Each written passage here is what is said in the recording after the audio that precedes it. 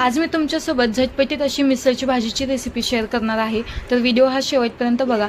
आता हे मटकीला काही मोड आले नव्हते, पण मला भाजी बनवायची होती। मग 2 कांदे, टोमॅटो चिरून घेतलं होतं आणि ते एका मिक्सरच्या भांड्यामध्ये टाकलं। नंतर 2-4 कढीपत्त्याची पानेही टाकली, 2-4 लसणाच्या पाकळ्या, एक आल्याचा तुकडा आणि एक हिरवी मिरची टाकून थोडीशी कोथिंबीर टाकून हे सर्व वाटण मिक्सरला लावून बारीक करून घेतलं आणि छान अशी पेस्ट बनवून घेतली।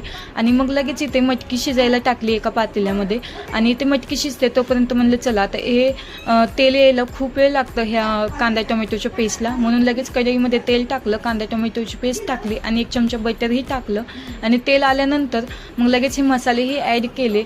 10 वाला मिसळचा मसाला होता तो सर्व टाकला आणि नंतर कांदा लसूण मसाला, काळं तिखट आणि हळद हे घरगुती मसालेही टाकून घेतले आणि छान असं तेल येईपर्यंत हे शिजू दिलं। आणि मग नंतर ह्यामध्ये मटकी जी आपण शिजायला टाकली होती ती शिजल्यानंतर थोडीशी त्यामधली बारीक करायला घेतली होती ती बारीक करून ह्यामध्ये टाकली, म्हणजे जरा घट्टपणा येईल आणि थोडंसं मीठ ॲड करून तेल येईपर्यंत हे शिजू दिलं।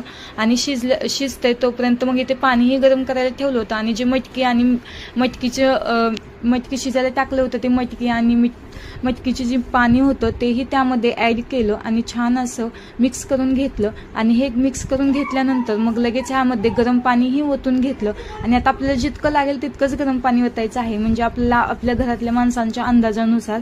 आणि ह्यामध्ये मी पाणी ॲड केले आणि नंतर भरपूर अशी कोथिंबीर टाकली आणि हे शिजू दिलं 5 ते 10 मिनटं उकळी येईपर्यंत। आणि हे शिजल्यानंतर मग आपली झटपटीत अशी मिसळची भाजी तयार झाली होती। आता मला पावाची तयारी करायची होती, मग पाव भाजण्यासाठी मी एक तवा ठेवला गॅसवरती आणि त्यामध्ये बटर टाकलं आणि हे पाव छान असे खरपूस होईपर्यंत भाजून घेतले। आणि आता आपले पावही तयार झाले आहेत आणि बघू शकता तुम्ही आता माझी मिसळ पावची रेसिपी, म्हणजे मिसळ पावचं प्लेट पूर्ण तयार झालं आहे। ताक वगैरे सर्व काही घेतलं होतं आणि मस्तपैकी ताव मारला। तर चला मग भेटूया नेक्स्ट